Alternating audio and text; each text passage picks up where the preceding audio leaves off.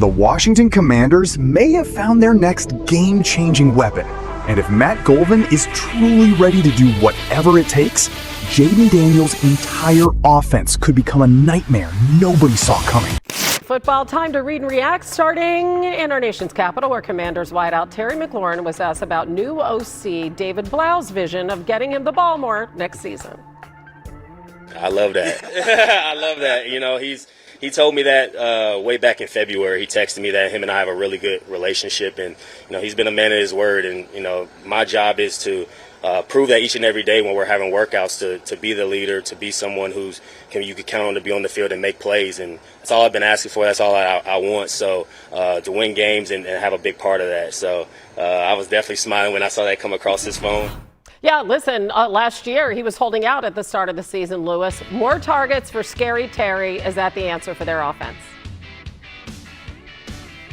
Yeah, I think it is. I mean, look, I think this year he'll come in with a full training camp. He won't be dealing with any soft tissue injuries.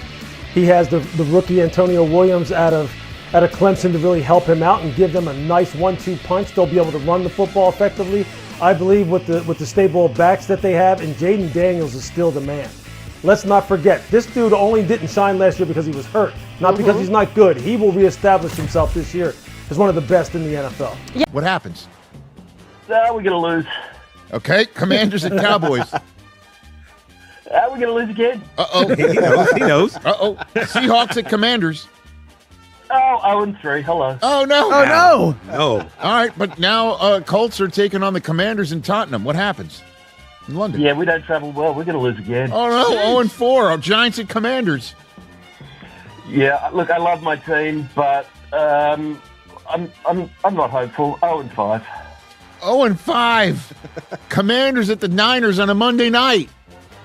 Yeah, that's 0-6. Oh, man, I hope Spider's not watching this. Eagles at Commanders. Oh, you forgot. We might even lose the bye. Yeah, look.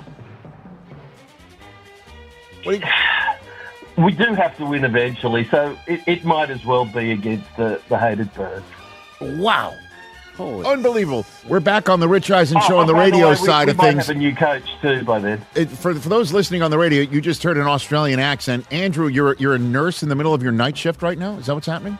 I am, and Okay. I am on a break. On a break, that's fine. That's right. That's right. Important note. So a patient isn't losing oxygen right now as you're called in to play a Correct. win-loss game for the Commanders.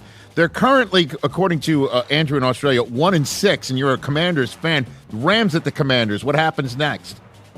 Yeah, we lose. Oh, my God. Commanders at the Giants on a Thursday night.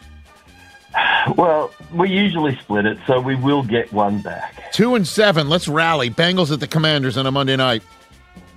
I see why people go crazy, but I'm not going to. We lose. Commanders at the Cardinals. They're 2-8. What? Yeah, look, Jacoby / whoever, we will win that. Okay, 3-8. Commanders at the Titans. We should win that. Winning streak, 4-8. Texans at Commanders. No. Nope. Falcons at Commanders at 4-9. Kirk's gonna. No, well, Kirk's not there anymore. But no, we're gonna lose that too. Commanders at the Vikings at 4-10. Loss. 8, 9, 10. That's 4-11. Commanders Yeah, it at the is. Jaguars. No, we're gonna lose that too. 4-12. Well, what? Cowboys at the Commanders. Yeah, we're gonna get a meaningless win on the last. Oh, week. no. That's 1, 2, We'll have 3, the division 4, round. 5 and 12. 5-12. Andrew in Australia What? calling in at 4:30 in the morning or 4:50 in the morning Friday in the middle of his shift, calling in to say the Commanders are going 5-12 is really next level. Can I just tell you, I Please. would love to be wrong. I really, really want to be wrong. But look at our OC, look at our DC. Who are they? What have they done? I love, like, Dan Quinn. That lightning in a bottle for the first year was beautiful. And I wouldn't say a word against the man. But what did we have last year? I'm scared. I'm scared. I want to be wrong. Tell me why I could be wrong, Mitch. Andrew, please. here's what you could be wrong for because of Jayden Daniels. That's the end of that Yes, story. uh-huh. Okay. Yeah. And I'm going Please. to give you an international dateline Yeah. hug. Here we go. Right there. We're hugging it out. Tap, tap. Now go save a life, Andrew, okay? Thank you very much. All right. This is the worst episode of The Pit ever. Commanders family, welcome into another Raise Hell with the rookies. And we got the big man in the building, interior lineman Matt Golven. Welcome to the Command Center Big Bear AI studio, man. How you feeling? Feel great. Happy to be here. Yeah, man, we're happy to have you here, man. And as y'all can tell, he's straight off the practice. Now, I'm not sure when this will come out, maybe in a couple weeks, but this is day one of rookie minicamp for you, man. You took the time to come here, meet the fans, talk to the fans right after day one, man. How was day one? It was great. Yeah? It was awesome. It was awesome being out there, competing with the guys. It was a fun day. And before you could get to day one, you got to get drafted, right? Let's go back to draft night when you received that call from Adam Peters. Did you have an idea that the Commanders will be calling you? I had talked with them in the pre-draft process, interviewed with them. I'd really liked, Coach Stape, and obviously DQ is known around the league. I was hoping that, they would call, but I knew, I might have been on their board or whatever, but I'm so grateful and happy that they picked me and I have this opportunity. And you said that during the call. You said, I was hoping you guys would call me. Yeah. What about this place, other than AP and the small things you've heard, what about this place made it feel like it could be home for you? Just the tradition, the rich history of this place. I really like the DMV area too. It's a great place to live. I've had a bunch of friends that lived here, so I've visited a bunch of times. So I think it's just a great spot. And yeah, like I said, just the tradition and the Commanders kind of community. And I know draft night, there's so much going on, right? And honestly, probably since the moment you got that call, things have been boom, boom, boom, boom for you, I'm sure. Have you had a chance to sit and reflect on being able to accomplish this dream that you set out to accomplish? A little bit. I think the day or 2 days after the draft, it kind of hit me all right, time to get back to reality, get to work. But yeah, today, you have a couple moments where you got to, pinch yourself and be like, whoa, this is pretty cool to be here. So yeah, it's pretty cool. Got to imagine the pinch me moment was when you were in that locker room and saw your jersey hanging up and saw your name in that locker room, man. What was that moment like? Not only because your name's there, but you're surrounded by all these other NFL players' lockers. Yeah, it's cool. It's definitely cool for sure. It's just humbling and, makes me just so grateful for this opportunity, really. And I'm sure you've been hungry to get back out on that field, and you got to do that today. Just a little taste of it. You don't got much to talk about, but how was day one?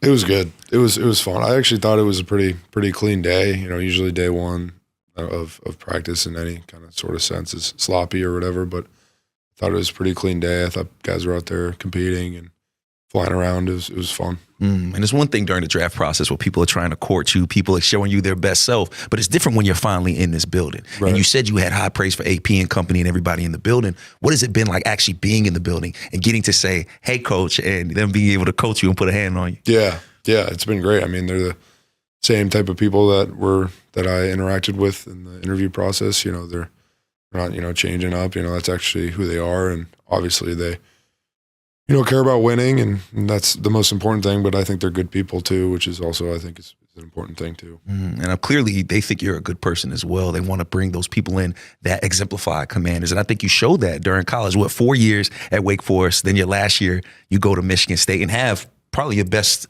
season as a collegiate athlete. What went right for you last season at Michigan State? I think it was a combination of a bunch of things. I had a really good offensive line coach and Jim Mahalchik, and we kind of ran like a pro style type offense. So, and I think I really fit into that sort of offense, and it's kind of what we run here too. So I think that was a big part of it. But like I said, coaching and kind of situation was a big part of it. And you seem like one of those guys that's perfect for what they're looking for here, because all we've heard every coach say, versatility. We want athletes, we want versatility. And you showed your versatility. You've played tackle, you played guard, you played center, you played basically everything on the offensive line. Where's Matt most comfortable? I mean, I'm comfortable at all three interior positions. Probably center because I've played it most recently and repped it most recently, but anything they ask me to do, I'll be willing to do. Have you gotten any insight on what maybe you'll be asked to do in this position here with the Commanders? I think primarily center. But I wouldn't be surprised if they asked me to play guard or something. there's in the NFL, you kind of have to be able to play both in the interior. So, but I'm ready to do whatever. And you've shown that you're ready to do whatever. Where does that mentality come from? Because there's a humbleness in that, right? Some people have a position and they just want to be locked in there. They want to play here. But you seem like you're ready for whatever. We could throw you a fullback if we needed to, right? Where do you get that from? I think just being a part of something bigger than yourself, is a big part of it. Trying to be that one piece to win. That's my ultimate goal, is to help us win. So if that means playing a different position or whatever, then I'm cool with it. Yo, mic check 1 to 2, -1, -2. Game over for this video, folks. Smash that like button, drop a comment, and subscribe to stay in the huddle for more. This is NFL Madness, bringing the heat and signing out.